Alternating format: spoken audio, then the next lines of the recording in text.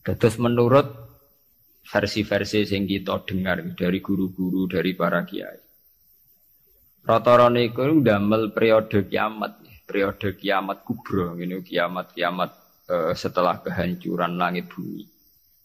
Niku wonten periode pertama. Ini ku trompetan pertama itu melahirkan guncangan, terus dados kiamat kubra. Terus kedua niku bahas. Ini ku sebagian kiai, sebagian ulama nafsiran yaumatar jufur rodifah, rojifah tasawuhan apa rodifah. Kulu bu yauma idzin apa wajifah. Niku sami sedanten. Rata-rata ulama darani malaikat sing nyekel trompet utawi sing calon nyebut trompet malaikat Israfil. Karena kiamat itu sudah dekat, niku sampai ada yang mengatakan bahwa trompet malaikat Israfil niku sudah di mulut, jadi wis di mulut. Karek napa? Nyebut. Dan semua ayat Quran menunjukkan memang kalau kiamat sudah dekat. Semua redaksi Quran niku semua menjelaskan bahwa kiamat itu sangat dekat. Nah, jenengan tangklet dari diinformasikan dekat. Nggih. Ben sampean enggak salah paham.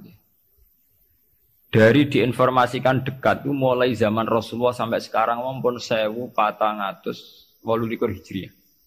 Hampir 16 abad. Niku mawon ngangge tahun Hijriah. Tapi lalu dalam masa ribuan lebih kok belum juga datang. Nah ini pentingnya satu metode ilmiah. Rata-rata mufassir itu menafsirkan bahwa sesuatu yang pasti terjadi itu dekat. Nah, apapun jumlah waktu, kepanjangnya waktu, kalau pasti terjadi itu pasti dekat. Makanya dalam kitab-kitab kalau diterangkan ala inna sa'ata qarib bahwa kiamat itu dekat, mesti rata-rata mufassir mengatakan fa inna kulla atin qaribun karena setiap yang akan datang pasti dihukumin apa? Dekat. Kayak kita ini dengan kematian. Kematian kita mungkin ada yang sampai umur 70 tahun, 60 tahun. Tapi karena kita ini pasti mati itu seakan-akan asal eling mau nggih grogi tenan. Eling tok niku napa? Grogi. Karena kita yakin itu pasti napa? Terjadi gitu. Itu satu metode untuk menerangkan bahwa dekat itu karena mesti terjadi. Metode kedua niku berbanding dengan umur dunia. Umur dunia wingi kula maca teng Kompas, versi Kompas itu sekitar 3 miliar berapa dari bumi diciptakan sampai sekarang kalau versi ilmuwan itu sekitar 3 miliar berapa. Nggih to nggih wong dinosaurus mawon sekian ratus juta. Artinya kalau betul dengan hitung-hitungan itu misalnya kiamat itu 1 miliar lagi ya dekat karena berbanding dengan masa lalu yang pun lebih 3 miliar gitu kan. Nah, kalau setuju metode ketiga. Metode ketiga karena Allah itu abadi dan Allah itu azali. Itu melihat waktu itu ya kalamhil basari huwa aqrab. Itu tidak ada artinya semua.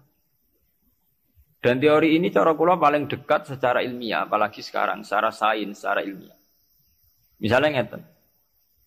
Cara semut kon mecah nondok, itu pikirannya kok bisa mecah nondok itu nak bar grogoti 2 wulan lagi sono apa? Pecah. Nak sing mbok kongkon semut. Tapi kanggo sampean, tak gites langsung napa? Pecah, ambil. Artinya manusia itu enggak lepas dari ruangan, artinya satu analisis yang dibatasi oleh keterbatasan manusia.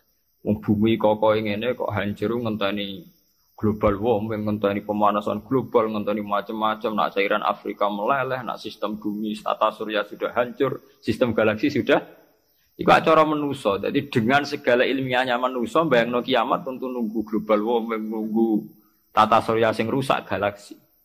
Ya padha cara semut kon mecah nondok. Iku kira-kira pikirane tak mulai ke pojok endi sing paling lemah, endi sing. Cara sampean mbok kites mulai kon diwe ya pecah.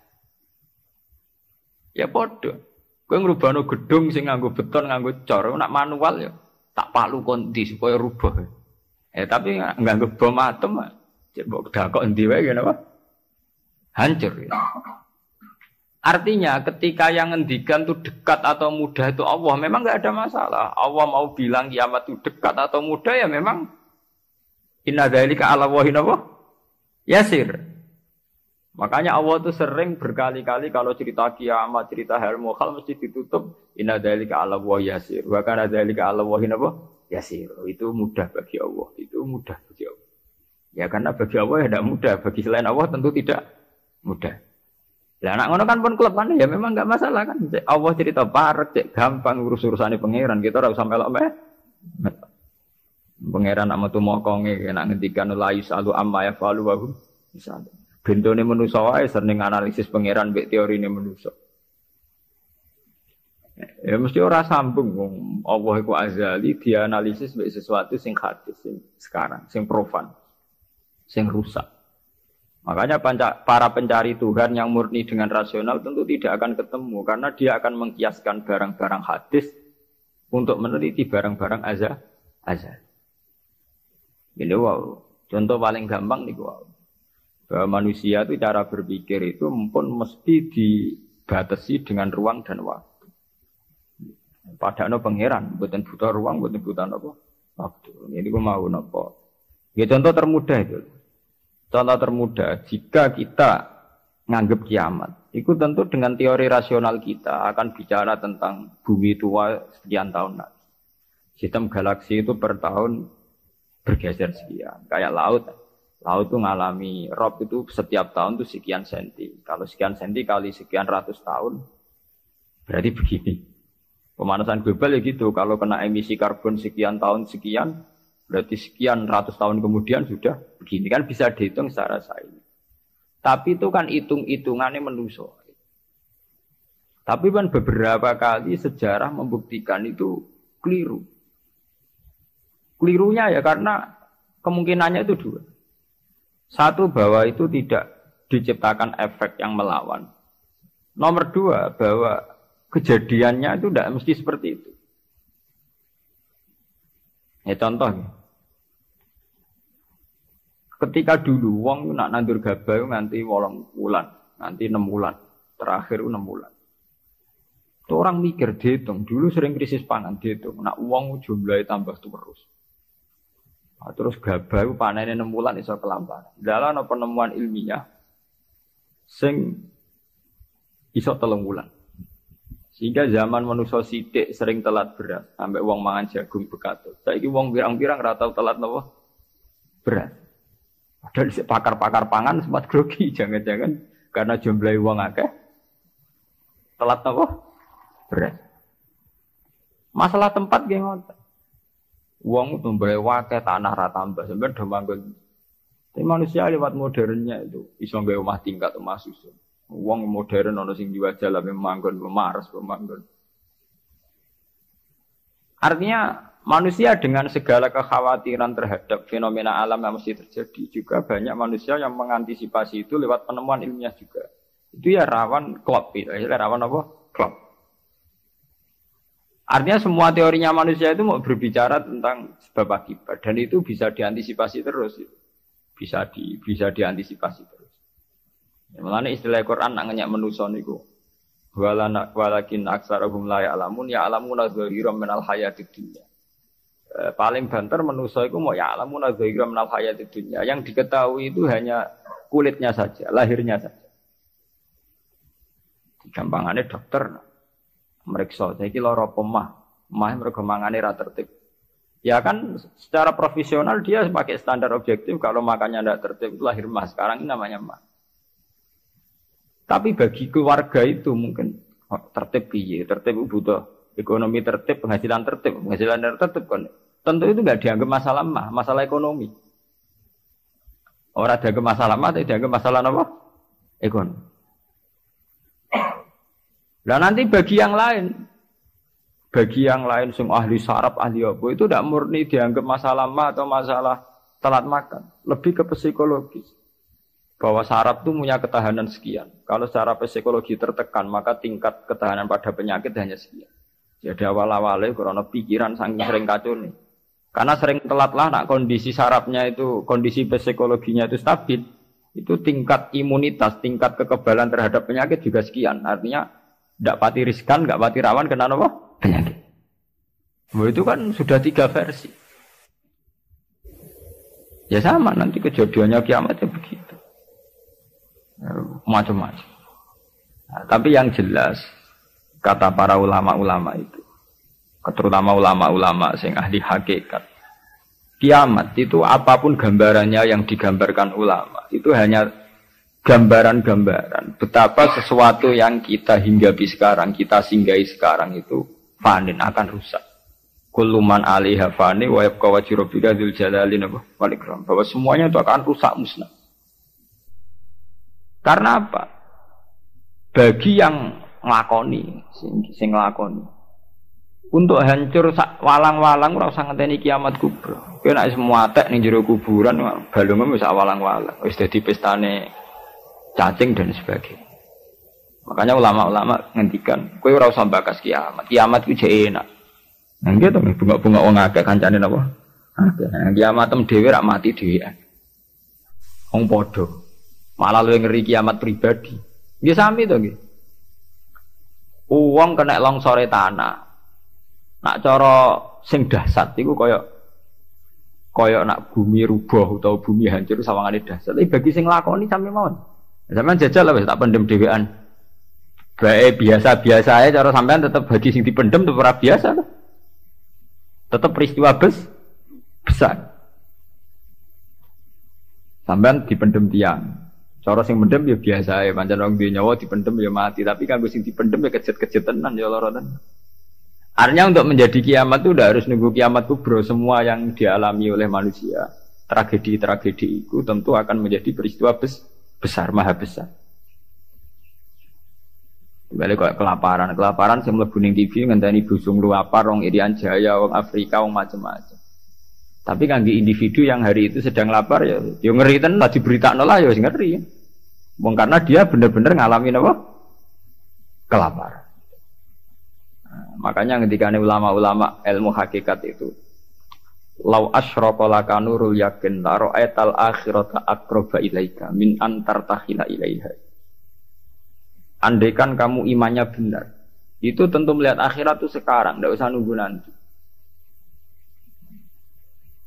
Lau asyraqa laka nurul yakin, la ra'aital akhirata aqraba ilaika min antar takhila ilaiha. Andaikan kamu sudah sampai ainul yakin, hakul yakin, kamu melihat akhirat itu sekarang. Tidak usah nanti-nanti nunggu mati atau nunggu ono ba'at, nunggu swarga napa neraka. Kenapa? Yaitu tadi, bagi orang yang khosyahnya tinggi, orang-orang yang pada kelas idza dzikra wa wajilat, akhirat itu sekarang. Sampai nanti ya akhirat, besok ya akhirat lagi, hari ketiga ya akhirat lagi. Sampai kita mati ya akhirat lagi, sekarang pun akhirat lagi. Maksudnya gimana? Bahwa paling kita takuti saat mati adalah masuk surga sebagai simbol ridho Allah dan masuk neraka sebagai simbol suhtuh. Dan bagi orang yang sangat takwa, itu takut ya dimulai dari sekarang. Setiap detik kita takut, jangan-jangan kita tidak dalam ridha Allah. Setiap detik kita takut, jangan-jangan kita sedang dalam suhtu. Nah, ketakutan-ketakutan ini tentu menjadi kita sudah benar-benar kayak di akhirat. Artinya untuk trauma tentang neraka, untuk menikmati surga itu ya dimulai benar-benar sekarang. Artinya ning swarga sing tak golek ya ridane Allah. Ning neraka sing tak wedeni ya suhtu. Sekarang juga kita juga begitu. Sekarang juga kita sing paling wedi ya mbek suhtu kok. Sing paling seneng ya mbek ridho. Nane akhirat ngenteni mati ya akhirat yang bentuk. Ya akhirat kowe iku. Wedi pangeran ngenteni mati. Nggo ning kuburan dhewean. Nggo ditangisi mudin ki saiki dhewean ning kuburan. Ora ana dulur, ora ana sanak. Lah apa zaman ning donya akeh wong terus bahagia, ana dulur malah tukaran. Ana bojo malah saiki kowe lara ning kuburan dhewean ra ana anak, mana ana anak geger malah mbek anak. Mudin ya ilmiah. Apa? Mudin itu pek menange dhewe ndek ning nglakoni rutin. Kan apa nak dhewean terus lara kan mboten mesti to. Ada kok anak bojo, zaman ning donya malah kadang anak bojo masalah tenan. Itu artinya apa? Itu tadi. Kiamat itu ada, ba'ats itu ada. Kita nanti mati, nanti kita dihisab. Tapi seorang mukmin sejati tentu tidak akan menunggu hisab itu datang nanti. Mulai sekarang itu takut hisab. Makanya sampai Rasulullah ngendikan hasibu anfusakum qabla an tuhasabu. Kowe ngitung awakmu yo saiki, ngrasa awakmu mbok evaluasi terus, mbok hisab terus. Ya Allah, hari ini saya melakukan amal baik berapa, amal jelek saya berapa. Qabla an tuhasabu, sebelum benar-benar hisab itu nanti nyata. Audit dari Tuhan nanti belum. Makanya Rasulullah itu nganggap kiamat ya biasa mawon, sesuatu yang kecil yang biasa. Mati oleh Rasulullah dianggap biasa. Karena bagi orang yang takwa, tentu dalam hidup itu sendiri yang diperjuangkan. Gimana setiap detik, setiap hari ada evaluasi. Saya ini sedang dalam ridha Allah atau dalam suhtullah. Nah, orang yang sudah begini ini yang masuk innamal mu'minuna alladzina idza dzukirallahu wajilat. Nah, aku ya ora wajilatem bayangno. Waduh, ketemu Allah ning kiamat amalku elek tok sok ben piye. Lah apa saiki ra ketemu pangeran jen giendo. Ketemu pangeran ngenteni kiamat. Iku jenenge kalah innahum ar-rabbihim yawma idzil lamajubun. Njen bekicap uripe ubek napa? Jogeman utek ngene utek elek. Jogeman urip. Duh koyo apa menang ning akhirat gak suwangu, mau ketemu pangeran. Wedi ngono ora usah ngentek esuk mpe. Ya saiki detik ini juga. Paham? Nah, sampean taklet. Niku rak makam sing dhuwur. Ora makam dhuwur-dhuwuran, jan aturane kudu ngono. Iki aturan, ora senengane kok makom-makoman. NU nek kon nggih makom. Lho pancen begitu. Standar seorang mukmin, innamal mukminun standare idza dzikirallah wajilat qulubuhum. Ora ana innamal mukminuna sing papan atas terus papan menengah napa? Papan bawah. Nah, sendiri kenal wali dari makom dhuwur, nak wong am makom ndek. Wis suwe nak wali dhuwur wong am ndek, tapi iku kewajiban. Subhanallah wa bihamdihi adada khalqihi wa ridha nafsihi wa zinata 'arsyihi wa adada kalimatihi. Subhanallah wa bihamdihi adada khalqihi wa ridha nafsihi wa zinata 'arsyihi wa adada kalimatihi. Subhanallah wa bihamdihi adada khalqihi wa ridha nafsihi wa zinata 'arsyihi wa adada kalimatihi.